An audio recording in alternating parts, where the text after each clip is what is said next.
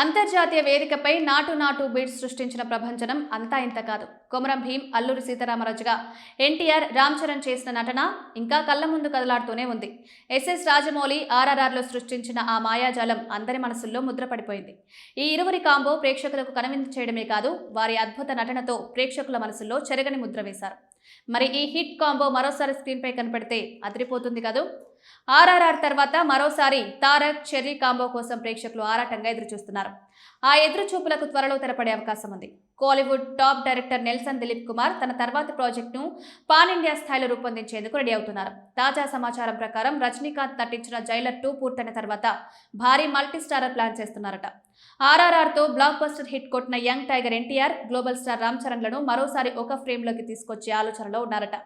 Sun pictures banner పై రూపొందుతున్న Jailer 2లో రజనీకాంత్తో పాటు మోహన్ లాల్, శివరాజ్ కుమార్ వంటి స్టార్లు కీలక పాత్రల్లో కనిపించనున్న నేపథ్యంలో ఈ చిత్రం పూర్తయ్యాకే నెల్సన్ తన తదుపరి ప్రాజెక్టును ఫైనలైజ్ చేస్తాడని తెలుస్తోంది. అయితే ఆ ప్రాజెక్టులో హీరోలుగా ఎన్టీఆర్, రామ్ చరణ్లను లాక్ చేయాలని ఆయన గట్టి ప్లాన్తో ఉన్నట్టు ఇన్సైడ్ టాక్. ఈ ప్రాజెక్టుకు సంబంధించిన కథను ఇప్పటికే నెల్సన్ ఇద్దరు హీరోలకు నరేట్ చేశారని, వారిద్దరూ ఈ ఐడియాకు ఎంతో పాజిటివ్గా స్పందించారని సమాచారం.